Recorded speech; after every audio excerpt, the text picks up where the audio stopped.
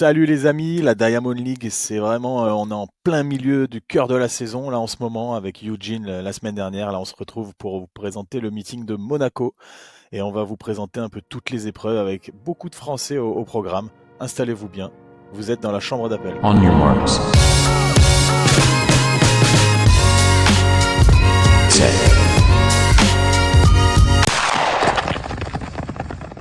Ouais Alex, on se retrouve dans le bijou architectural de Monaco, encore une destination qui fait rêver.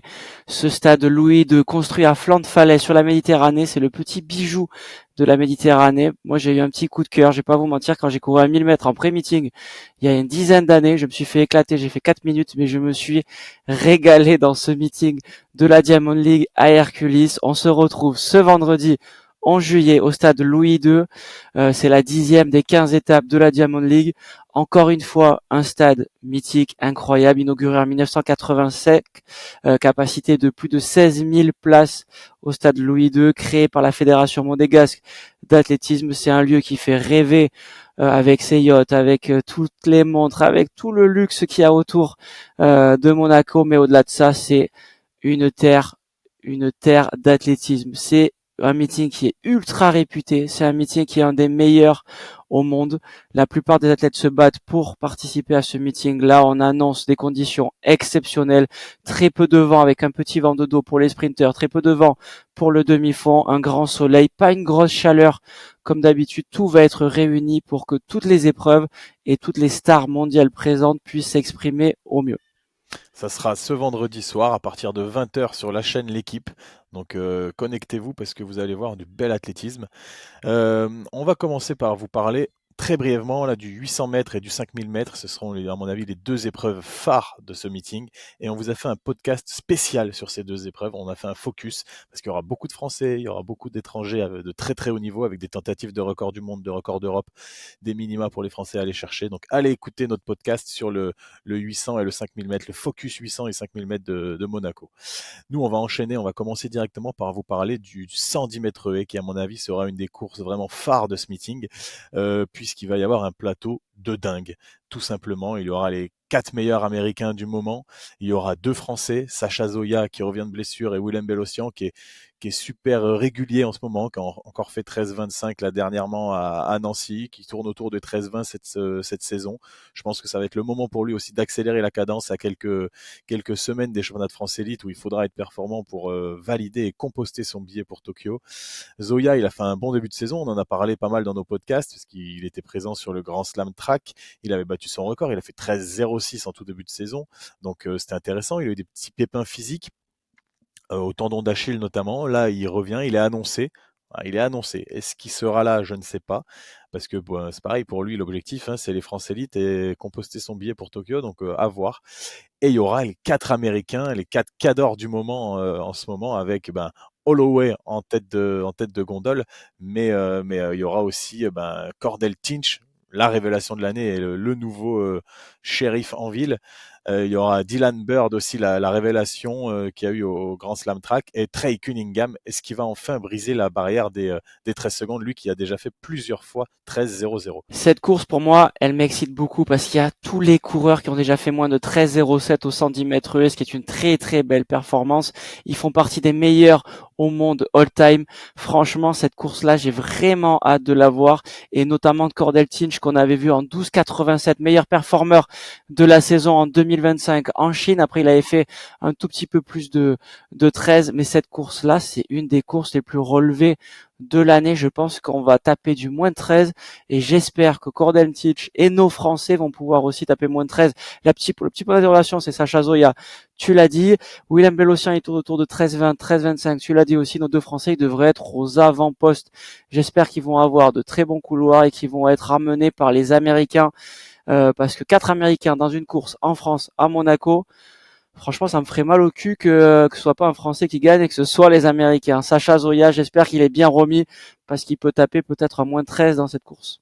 Franchement, c'est une des courses les plus denses de l'histoire, hein. Ouais. J'ai pas la stat exacte, mais tu l'as dit, tous les athlètes ont déjà couru en 13,07 ou moins. Franchement, il y a 13,07, c'est des médailles au championnat du monde, hein. Dans tous les championnats du monde avec 13,07, tu es sur le podium. Dans tous les Jeux olympiques avec 13,07, tu es sur le podium. Donc voilà, maintenant, sur les haies, c'est une discipline à risque. Il faut la sortir, la bonne course, le bon jour, au bon moment. Et ben là, c'est une bonne répétition générale avant potentiellement la finale des championnats du monde de Tokyo au mois de septembre. Donc on va être très attentif à cette course de 110 mètres haies masculin qui aura lieu à 20h33. Donc pareil, en début de programmation quand même, juste après le 800 mètres masculin de Gabriel Tual et tous les cadors qui vont aller taper peut-être le record du monde. Ça va faire un très bel enchaînement à mon avis à ce moment-là. On va enchaîner avec la présence de la star incontestée de l'athlétisme mondial à l'heure actuelle, Armand Mondo Duplantis, qui va être là, présent à Monaco après son concours entre guillemets en demi-teinte à Eugene où il n'a franchi que encore une fois, entre guillemets, 6 mètres 00. Il a échoué après à 6,29, 3 tentatives, mais il y avait du vent, les conditions n'étaient pas terribles pour perfer à Eugene, alors que là, à Monaco, on l'a dit, la météo va être parfaite, il y a de la chaleur. Le vent, il y en aura très très peu. En plus, le stade protège bien les conditions climatiques, les conditions de vent pour les athlètes, notamment à la perche. Donc ça va être super sympa. Duplantis, il sera dans ce concours. Il y aura certainement une tentative de record du monde encore, potentiellement un record du monde. De toute façon, avec Duplantis, ça peut sortir à n'importe quel moment. Et dans ce concours, il y aura encore Renaud Lavillenie qui fait toutes les Diamond League cette année. Il se régale. C'est ça, il a une deuxième jeunesse. Renaud, on dirait qu'il a 22, 23 ans. Là, c'est un petit espoir qui prend ses goals et qui va sur tous les meetings Diamond League, il se régale et ça fait plaisir à voir. Et il y aura la première Diamond League de l'année de Thibaut Collet. Thibaut Collet qui est un peu en galère en ce moment, il a fait seulement entre guillemets 5,75 m cette année. Il va vouloir, à mon avis, sur ce meeting, face à des gros concurrents, aller chercher les minima de 5,82 m. Sur ce concours-là, on va retrouver Armand Duplantis, le recordman du monde, pour sa 110e tentative. Ça fera certainement de barre à plus de 6 mètres. C'est exceptionnel de l'avoir à Monaco. On sait qu'il adore venir ici en terre monégasque. Il va aussi être affronté. Alors, affronté, on sait très bien qu'avec avec Duplantis, il est un peu seul face à lui-même, mais Karalis, le grec, qui a refranchi 6 mètres ce week-end à Athènes chez lui. Donc ça veut dire qu'il est de nouveau en forme après quelques petites mésaventures sur les dernières compétitions, les derniers sautoirs. Ce concours-là, il va être d'une importance capitale pour nos Français, à l'international aussi, et j'espère que nos Français vont pouvoir être bien placés sur ce concours-là. Thibaut Collet, il faut qu'il retrouve les hauteurs qu'on lui connaît avec 5,85, 5,90, voire 5,95. Et Renaud Lavillenie, pour lui, ce sera de confirmer ses minima déjà réalisés à 5,82. Alex, toi, tu vois ce duel-là Duplantis-Karalis, mais est-ce que les Français vont pouvoir aussi être présents? À mon avis, il va y avoir un duel Duplantis-Caralis tout en haut avec Duplantis qui va aller tenter le record du monde à la fin. Ensuite, il va y avoir des duels entre les seconds couteaux, on va les appeler, sans leur faire offense, hein, où il va y avoir comment ils s'appellent, Obiena, les Kendricks, les Curtis Marshall. Tout cela, c'est des gens qui ont déjà fait des médailles au niveau mondial, au niveau olympique. Et après, à mon avis, il y aura une petite bagarre entre Collet et Lavillenie pour être le meilleur français autour de 5,80, 5,85. Ça va dépendre des montées de barre. À mon avis, il va y avoir une barre à 5,82 parce qu'on est à Monaco, on est quand même une confédération et comment dire, une fédération amie avec la fédération française d'athlétisme, même si c'est pas la fédération française d'athlétisme qui organise, c'est Monaco. Donc ils vont passer par les minima, ils vont passer par 5,82 pour coller, parce que la Lavillenie les a déjà fait, tu l'as dit tout à l'heure. Mais c'est un concours qui réunit franchement, les 10-12 meilleurs mondiaux. Et sur les Diamond League, c'est ça qui est cool, c'est que toute l'année, on a quasiment tout le temps les mêmes personnes, à un ou deux mecs près. Et c'est tout le temps les meilleurs mondiaux. Donc la perche, c'est assez sympa, ça va haut à chaque concours. On se régale et c'est pour ça qu'il faut suivre ce concours de perche qui sera en ouverture de meeting, hein, qui aura lieu à 19h, en tout début de meeting. Autre épreuve, les amis, mais une épreuve qu'on n'a pas l'habitude de voir en Diamond League, c'est assez rare. On va vous parler du 1000 mètres femmes avec la présence de Aga Guimau. Et j'ai envie de dire Aga Guimau contre Anaïs Bourgoin. J'ai vraiment hâte de voir cette rivalité évidemment saine, cette concurrence qu'on a en France sur le 800 et sur le 1500. On va voir un mix de ces deux épreuves-là sur un 1000 mètres, un peu d'exhibition comme on a l'habitude de voir peut-être sur un mile, sur un 1000 mètres là. il s'annonce franchement exceptionnel. J'ai vraiment hâte de retrouver ces deux filles. Anaïs Bourgoin, c'est la spécialiste du 800 mètres avec un profil un peu plus 600, 800 mètres, 1,57 cette année. On l'a vu en Diamond League, ultra présente aux avant-postes, face à Agathe Guillemot, un peu plus un profil 1500, voire un peu plus long 3000. Agathe Guillemot, c'est la recordman de France du 1500 avec 3,56. Le record de France du 1000 mètres, c'est 2 minutes 31 par Patricia Djaté qui détient également le record de France du 800 mètres. Cette course, elle va être folle, arbitrée par des étrangères évidemment. C'est une des courses que j'attends le plus, honnêtement, sur le demi-fond, parce que cette rivalité-là, j'ai vraiment hâte de voir ce que ça va donner sur cette course-là. On va prendre les pronostics après. Alex, qui va pouvoir aussi gagner cette course à l'international? Ce qui est intéressant avec un 1000 mètres, c'est qu'on en voit rarement, donc on n'a pas trop de base, on n'a pas trop de repères, les athlètes non plus d'ailleurs. Et là, en plus, il y aura quelques-unes des toutes meilleures spécialistes du 800 et du 1500 mètres mondial, avec Hull, l'Australienne, Shep Chirchir, Marie Mora, la coureuse de 800 mètres, Ricky Ouero. Donc ça, c'est les coureuses de plus de 800 mètres, 1500 mètres. Donc, et toutes ces filles-là, elles vont se tester sur ce 1000 mètres. Donc, tu l'as dit, il va y avoir aussi Anaïs Bourgoin et Agathe Guillemot. Il y aura aussi une troisième française, Clara Lieberman. À mon avis, elle n'est pas écrite comme ça, mais à mon avis, elle sera peut-être lièvre. J'espère ne pas me tromper et ne pas lui faire offense en disant ça, parce que Clara Lieberman, elle est en pleine évolution. Elle vient de faire une 59 en plus aux 800 mètres. Mais la dernière fois, elle avait été lièvre, donc certainement qu'elle sera lièvre encore sur cette compétition. Et s'il faut se mouiller un petit peu, moi je pense qu'une fille comme Marie Mora, ça peut être très fort sur le 1000 mètres. J'ai l'impression, d'autant plus qu'elle a couru des 800 et des 1500 mètres au Grand Slam Track, donc elle a un peu cette expérience de, bah, de, de tenir un peu plus longtemps que le 800 mètres. Mais je sais pas, en tout cas entre les Françaises, Anaïs Bourgoin, Agathe Guillemot, et je crois que je vais mettre une pièce sur Agathe Guillemot, mais j'ai aucune certitude. Qu'est-ce que t'en Ok, dis, toi? moi je mets la pièce sur Anaïs Bourgoin parce que ça va partir sur des bases très très rapides. Je pense que ça va esseler un tout petit peu Agathe, même si elle a un gros finish. Le 1000 mètres, ça se rapproche quand même un peu plus du 800. Alors Agathe Guillemot, c'est pas n'importe qui évidemment sur 800 mètres. Hein, on va pas se mentir, c'est des très très gros records avec des performances aussi de haut niveau, mais beaucoup moins que sur le 1500. Sur son meilleur 800, c'est 2,0066 contre une 57 contre Anaïs Bourgoin. Il y a quand même 3 secondes ou presque, ou même un peu plus d'écart si on met les dixièmes. 3 secondes sur 800 mètres, on rajoute que 200 mètres de course, ça me paraît être allez, je pense qu'Anaïs Bourgoin, mais moi je vois Jessica Hull franchement éclater la course et être Ouais. aux avant-postes largement avec de super tentatives. Ce course de 1000 mètres, à mon avis, me paraît être une des plus relevées, en tout cas de ce meeting en Diamond League à Monaco. Ce sera à 20h43 à suivre et on aura toutes les informations aussi sur Clara Lieberman. Il va falloir se méfier quand même de Gemma Ricky, la Britannique, hein, qui a le meilleur record des engagés sur le 1000 mètres, en tout cas, avec de 2,31,11. Et 2,31,11, c'est vraiment costaud.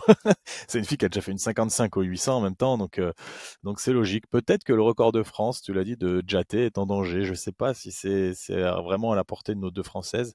Parce que Djaté était très très forte quand même. Franchement, on se rend compte maintenant à quel point Patricia Djaté était vraiment forte. Vu que son record de France du 800 ne tombe pas, malgré les nouvelles technologies, on l'a dit, la densité qui se crée sur le 800 mètres mondial, ça tombe pas, donc ça nous prouve à quel point elle était vraiment très forte, Patricia Djaté. Il y a une autre discipline, Stéphane, moi qui me hype un peu quand même en ce moment, c'est le 3000 mètres steeple masculin, parce qu'on a beaucoup de Français déjà qui performent et parce qu'on a des courses en Diamond League qui sont assez sympas. On avait vu à Rabat la course du 3000 steeple montée pour El Bakali, qui avait failli tourner au fiasco pour El Bakali parce qu'il y avait un Allemand qui l'avait suivi, la Frédéric Rupert, qui sortait de nulle part, qui a explosé son record de 12-13 secondes, qui a tapé 8,01 à Rabat. Et là, il y aura pas El Bakali, mais il y aura Frédéric Rupert, cet Allemand. Alors, comment il va se comporter? Qu'est-ce qu'il va faire sur cette course? Il se présente un peu en favori parce que c'est lui qui a le meilleur record sur cette course. 8,01, c'est vraiment un chrono monstrueux sur le 3000 mètres steeple. C'est pas loin du record d'Europe de Maïlene Mekissi en 8,00. Donc, à tout moment, il y a le record d'Europe qui tombe vendredi soir à Monaco. Il y aura les Éthiopiens Wale et Firewu qui sont les têtes d'affiche entre guillemets, si on enlève ce Rupert et sa perf incroyable de Rabat, eux c'est des mecs qui sont habitués à faire 8-0-4, 8-0-5 et qui gagnent des Diamond League et qui ont déjà fait des médailles au niveau international. Donc voilà, il va falloir les suivre. Mais une fois qu'on a dit ça, on aura quand même 3 Français dans cette course avec Bedrani, Daru et Miele, les 3 qui ont déjà fait les minima pour Tokyo. Et à mon avis, ils vont se faire une petite répétition générale de la finale des championnats de France élite. Là, ils vont se tirer la bourre les 3. Ils vont tenter de faire descendre leur chrono pour impressionner, je pense, et marquer les esprits à la fédération française et au comité de sélection. Mais en tout cas, c'est une course qui fait saliver parce que c'est des profils assez différents. En plus, Bedrani, qui a déjà couru 8,05, qui a fait 5e mondial à Doha en 2019. Là, il revient à un niveau vraiment très intéressant. Daru, qui est un athlète qui découvre le très haut niveau sur le tard, qui a plus de 30 ans, presque même 35, je crois. Je sais plus exactement son âge, mais voilà. Et Alexis Miele, qui vient du 1500 mètres, qui découvre la discipline, qui est champion d'Europe pour sa première année sur la discipline l'année dernière et qui continue de progresser. Franchement, on est verni sur cette course, cette discipline en France. Et là, de voir ces athlètes-là au plus haut niveau à Monaco dans une course qui va aller vite, c'est une certitude, on en salive. Franchement, personne ne peut dire qui va gagner cette course ou quel Français va être le premier Français ou même Européen. Franchement, c'est une course qui va être ultra dense. Attention aux bousculades, à mon avis, pour les Français. Il va falloir qu'ils fassent vachement gaffe à la tactique de course. Rupert, c'est pas n'importe qui, hein. Franchement, 8-0-1, il peut éclabousser un peu la concurrence. Il a couru 3 fois depuis son 8-0-1, dont une fois sur un steeple à Turku, il me semble, en Finlande. Il fait 8-10 dans une course très tactique. À Madrid, il court un 5000 mètres en Coupe d'Europe, représentant l'Allemagne, pareil, 4e, course très tactique. Il faut pas se fier à ses derniers résultats. Je pense que Rupert va être très costaud. Il a passé un cap. Il faut que nos Français aussi le soient aussi, parce que la densité est folle. Tu l'as dit, au niveau français, le niveau européen l'est aussi, le niveau international l'est aussi. Et cette course, ça peut être un déclic pour nos Français. Et moi, je vois bien Alexis Miele aussi. Peut-être se détacher un tout petit peu, être dans le bon peloton de tête et bien être tacticien. J'espère qu'Alexis va jouer le jeu comme les 2 autres Français. Tu l'as dit, Daru et Bedrani, cette course va être folle. Et j'ai vraiment hâte de retrouver tous nos Français en Diamond League. Ils sont assez nombreux pour le souligner. Et il faut qu'on les encourage. Ouais, on suivra ça. Ça sera, à l'heure actuelle, en tout cas, c'est l'avant-dernière course du programme. Le programme peut être amené à changer en fonction des grosses têtes d'affiche. On l'avait vu à Eugene, il avait un petit peu évolué dans les derniers jours. Mais là, à l'heure actuelle, c'est 21h34, avant-dernière course du programme. Et la dernière course, ça sera le 100 mètres féminin. Et on va en parler un petit peu maintenant du 100 mètres féminin parce que là, c'est une des rares courses parce que où il n'y aura pas de Français, ni de Françaises en l'occurrence. Dans presque tous les concours, toutes les courses, il y aura des Français. Là, il n'y a pas de Française, mais il y a Julian Alfred qui revient de Eugene, qui s'est pris une petite gifle à Eugene, hein, qui s'est fait battre par Melissa Jefferson. Melissa Jefferson, malheureusement, elle n'est pas encore annoncée à Monaco. J'espère secrètement qu'elle va être annoncée prochainement, que ça sera un petit peu la cerise sur le gâteau de cette course, parce qu'on veut voir une revanche Julian Alfred, Melissa Jefferson. On ne veut pas attendre Tokyo pour voir une revanche. Mais bon, Jefferson, elle a aucun intérêt à venir à Monaco à 3 semaines des trials, sachant qu'en plus, elle vient de gagner contre Julian Alfred. Elle a la confiance, elle est boostée au maximum. Alors que Julian Alfred, elle va vouloir marquer les esprits. On le sait, elle a fait une très belle course quand même à Eugene, 10,77 avec moins 1,5. Franchement, si là les conditions sont bonnes à Monaco, ça sera la dernière course. Il sera 21h52. Le vent, il risque d'être nul, donc il n'y aura pas trop de vent dans le dos à mon avis. Mais il y aura certainement une grosse effervescence, de l'électricité dans l'air. Et Julian Alfred en pleine forme, ça peut aller taper du chrono sous les 10,70 et potentiellement battre son record de 10,72 qu'elle avait fait en finale olympique l'année dernière. Ouais, Monaco, c'est rapide, la piste est rapide, c'est pas la plus rapide du circuit, mais c'est une des plus rapides. On se souvient d'Usain Bolt sur l'ancienne piste, mais quand même l'enceinte du stade fait rêver pour les sprinteurs. On se rappelle aussi de Shelly-Ann Fraser-Pryce qui voulait absolument courir à Monaco pour aller taper des gros chronos en 10,60 et moins. Dans cette course-là, Julian Alfred, elle peut aller faire moins de 10,70. Pour moi, ce qu'il a fait perdre cette course et le gros chrono, c'est l'affrontement avec Melissa Jefferson. Julian Alfred toute seule à Eugene, elle le tapait déjà un tout petit peu mieux. Cette course-là à Monaco, je vois pas qui va pouvoir détrôner la championne olympique en titre de 2024. Elle va nous taper un gros chrono, elle sera seule très très loin Devant, pour moi, c'est une évidence. Il n'y aura même pas match, mais j'ai hâte de juste voir sa course et le chrono à l'arrivée. À noter quand même, tu disais Alex, peut-être une surprise avec Melissa Jefferson. Il y a que 7 athlètes sur la start list à l'heure actuelle. Ça peut être un petit coup d'intox ou pas de la part des organisateurs. Je sais pas trop. Peut-être une Française qui va arriver, mais ça va être un peu compliqué. Peut-être de récupérer, ou peut-être une européenne. Il n'y a pas d'européenne là sur cette Diamond League à Monaco sur 100 mètres. Euh, donc à voir, il y a une place qui se libère. Ouais, on va attendre, mais c'est sûr que les start lists sont pas définitives. Donc il y aura encore quelques surprises à se mettre sous la dent d'ici vendredi soir, mais on va suivre cette course qui sera là pour clôturer le meeting. Il y a la prochaine course qu'on va vous présenter, c'est le 400 mètres haies féminin, et là il y aura une Française, un retour d'ailleurs, le retour de Louise Maraval, qui a été un petit peu freinée par une petite gêne, une petite blessure à l'entraînement. Elle l'avait un peu annoncé sur les réseaux sociaux. Elle avait déclaré forfait pour la Coupe d'Europe à Madrid sur le 400 mètres haies pour l'équipe de France. Là, elle revient, elle est annoncée dans une course où la grande favorite sera, comme d'habitude, en l'absence de Cinema Clogin, sera Femke Bol, qui sera challengé certainement par Muhammad, qui fait une belle dernière saison en carrière, qui a couru moins de 53 cette année, et moins de 53, c'est très très solide sur le 4H.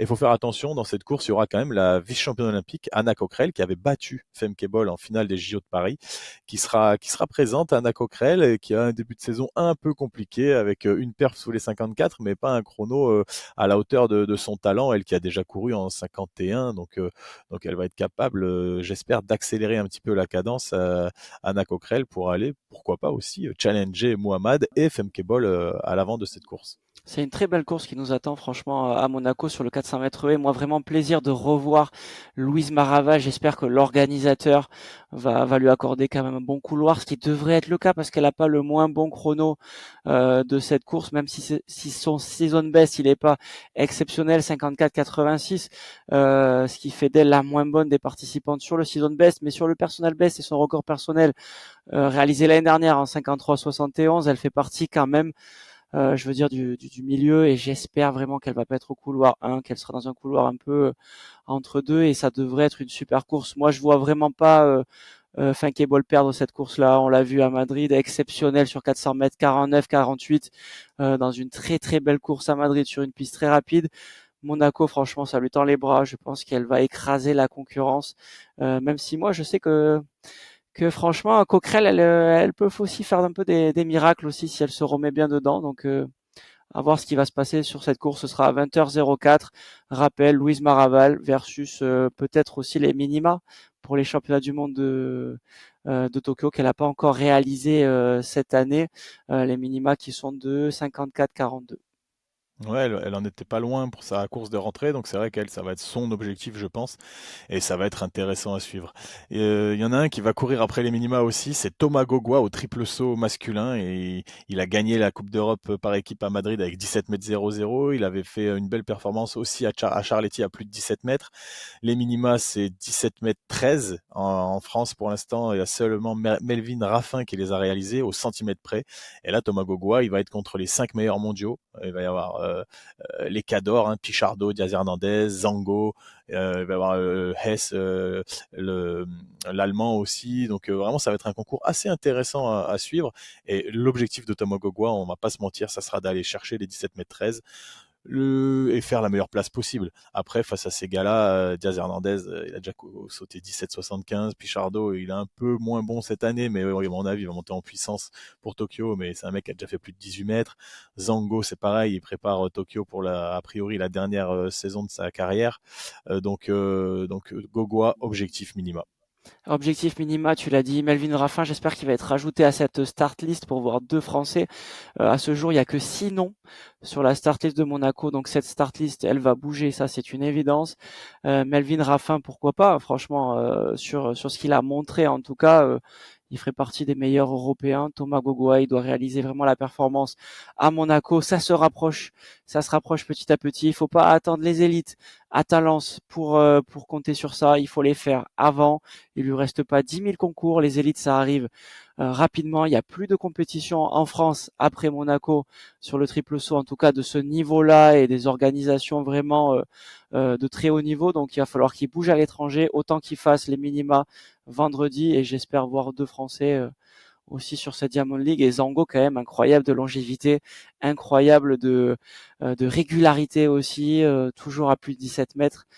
Pour celui qui a été champion du monde il y a 2 ans, franchement, j'ai hâte de le revoir sauter. Ouais, c'est vrai que t'en parlais, là, on a la chance quand même, nous, Français, d'avoir 2 meetings Diamond League à domicile quasiment. Même si Monaco, c'est pas forcément la France, mais on a des couloirs et des accès privilégiés pour Charletti où on a beaucoup, beaucoup de Français. On l'avait vu, ils étaient plus d'une vingtaine. Là, sur ce meeting Diamond League à Monaco, c'est vraiment, c'est la France, Monaco, c'est vraiment, on est chez nous, on a beaucoup d'athlètes français et c'est pour ça qu'on vous parle un petit peu de tous ces athlètes. Ils sont plus d'une dizaine à concourir là, presque 15 même, je crois. Et ça, c'est quand même intéressant pour nous athlètes, pour nos athlètes français, de pouvoir performer au plus haut niveau mondial avec les tout meilleurs mondiaux. Et là, les 2 dernières personnes de qui on va vous parler, c'est 2 Français qui n'auraient jamais leur place dans une Diamond League de ce niveau-là. On va parler de Théo Andan, qui est aligné sur le 200 mètres masculin.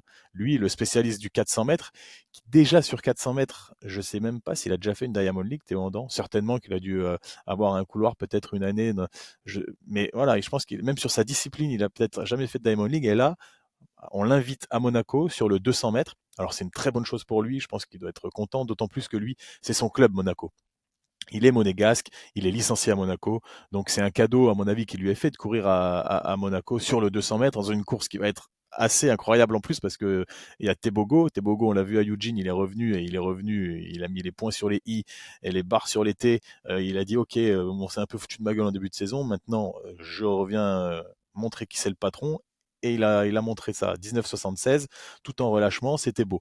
Météo Andan, qu'est-ce qu'il va faire dans cette course? En fait, c'est un cadeau qui est un petit peu empoisonné, je trouve, qu'on lui fait. Parce que on voit très bien comment ça va se finir. Théo Andan, il va finir dernier de la course. Je veux pas présager des choses, hein, mais c'est quasiment sûr. Et il va finir loin et il va se faire chambrer. Je nous connais, nous les Français qui allons regarder ça, on va se dire mais là, encore un Français qui fait pitié. Et c'est dommage. Moi, je veux pas qu'on soit dans ça à Théo Andan. Par contre, c'est super intéressant d'aller se tester sur du 200 mètres. Mais là où c'est pas un cadeau, c'est peut-être vraiment un cadeau empoisonné, c'est que il va se prendre une gifle et c'est dommage pour lui. J'espère qu'il est prêt, en tout cas, à assumer ça. S'il le fait, c'est qu'il est prêt. Et nous, on lui souhaite bon courage. On espère qu'il va faire une belle course, qu'il va kiffer, qu'il va battre son record et qu'il va régaler tout le monde, tous ses proches. Et ça sera un beau souvenir pour lui. Ouais, un record qui a été établi en 2018, ça veut dire que ça fait 7 ans qu'il n'a pas couru de 200, il n'a pas fait 200 depuis 2018. Ce record, c'est 21,46 fait à Bondoufle, 21,46 pour les non-spécialistes qui nous écoutent. Il va se prendre, allez, peut-être 2 secondes ou peut-être un tout petit peu moins par Leslie Tebogo. C'est beaucoup, il va certainement être au couloir 1. Donc ça risque d'être un peu un décalage, mais c'est pas grave. C'est l'esprit aussi de Monaco et de son club, et je trouve super intéressant de revoir de le revoir faire un 200. On va peut-être être surpris avec un très bon chrono. On a été Il va, souvent il va surpris, battre hein. son record. Il Certainement devrait battre son battre record. son record. Donc pourquoi pas le revoir. Peut-être qu'on va être surpris autant qu'on a été surpris du passage de Ryan Zezé du 200 ou du 400. Moi, j'y crois un tout petit peu moins, mais en tout cas, cette course, Leslie Tebogo, moi, j'ai déjà hâte de le retrouver. Il y a quelques jours, on l'a vu à Eugene, on en avait parlé dans notre précédent podcast, on est ravi de le retrouver. Il avait fait 19,76. Qu'est-ce qui va se passer? Ce sera lui contre lui-même, contre le chrono. Et peut-être un gros chrono, peut-être à attendre sur la piste de Monaco, avec un chrono espéré peut-être à moins de 19,60 s'il a bien récupéré, ce qui sera un chrono stratosphérique. On se rappelle de Usain Bolt qui n'avait pas tapé moins de 19,60 à Monaco, et peut-être qu'il peut rivaliser en tout cas sur ce record du meeting. Ouais, bon, moi j'ai hâte de suivre ça parce que Tebogo, de toute façon, vous commencez à le savoir, je l'aime beaucoup. Il y en a une dernière athlète française dont on va parler, c'est Oriana Lazrak-Klass qui va être alignée, tenez-vous bien, au lancer de poids avec les spécialistes, avec toutes les spécialistes quasiment qui étaient à Eugene et qui ont fait un concours légendaire avec 5 filles à plus de 20 mètres. Et ben, il y aura Oriana Lazrak-Klass. Alors elle, c'est pareil, c'est pas forcément un cadeau qu'on lui fait, même si c'est sympa, elle va kiffer, hein. On avait vu des années, il y avait Kevin Mayer qui avait lancé le poids, déjà à Monaco, il avait même lancé le javelot, je crois, une année. Et il se prenait une petite branlée, faut pas se mentir, mais c'était quand même, ça lui permettait de travailler, et c'était intéressant dans sa programmation. Donc c'est intéressant pour Oriana de partir à Monaco. Elle a un record à 15,27 m, ce qui est très bien pour une combinarde, hein. C'est vraiment très intéressant. Elle fait partie des toutes meilleures mondiales en épreuve combinée, en heptathlon sur le lancer de poids. Cette année, elle a fait 13,84 m. Mais là, elle va être dans un concours où ça va être une dinguerie parce il y aura trois filles sur les cinq qui ont lancé plus de 20 mètres à Eugene la semaine dernière. Il y aura Jackson, il y aura Mitton et il y aura Ross, donc deux américaines, une canadienne qui traversent l'Atlantique pour venir balancer des poids à plus de 20 mètres à Monaco. Et ça va être assez sympa aussi. On en a parlé un petit peu, on en parle de plus en plus du lancer de poids féminin parce que c'est une discipline qui crée pas mal de densité, qui crée du spectacle aussi, je trouve, et c'est assez intéressant. Et dans ce concours, il y aura Oriana Lazraklas, notre combinarde heptathlonienne qui avait fini vice-championne d'Europe l'année dernière, un peu à la surprise générale, qui avait vraiment pétillé devant la télé, qui avait ravi beaucoup de Français et qui s'en était très bien sorti au championnat d'Europe de Rome en prenant la deuxième place. Ouais, après ce retour-là un peu de tout ce qui nous attend à Monaco, voilà, maintenant on a l'eau à la bouche, j'ai vraiment hâte de retrouver ce meeting qui est un des plus beaux meetings au monde, de par ce petit bijou là sur la mer Méditerranée, quasiment en France, tu l'as dit Alex, mais aussi ce panel d'athlètes international, ça va être dingue ce qui va se passer à Monaco. Ce sera sur l'équipe 21. Ce sera encore une fois gratuit et c'est un des plus beaux meetings au monde. Et il faut vraiment suivre ça. Ça va être fou. Il faut bien profiter de ce qui se passe en ce moment parce qu'on est en plein cœur de la saison. On se rapproche même de la fin de saison. On en est à la 10e des 15 étapes de la Diamond League. Donc voilà, on a déjà fait bien plus de la moitié. On arrive au moment des championnats nationaux. Il y a eu les sélections jamaïcaines, il y a les sélections américaines qui arrivent, il y a les championnats de France élite qui arrivent. Et après, on va s'orienter vers Tokyo. Et là, on est vraiment dans le cœur de la saison. C'est à ce moment-là que les perfs sont les plus denses, les plus intéressantes, bien évidemment avant Tokyo. Et voilà, faut profiter de tout ça. Nous, on se retrouvera pour débriefer du meeting de Monaco très rapidement après vendredi soir. Les amis, portez-vous bien et continuez à regarder de l'athlétisme et à nous écouter. Ciao, ciao!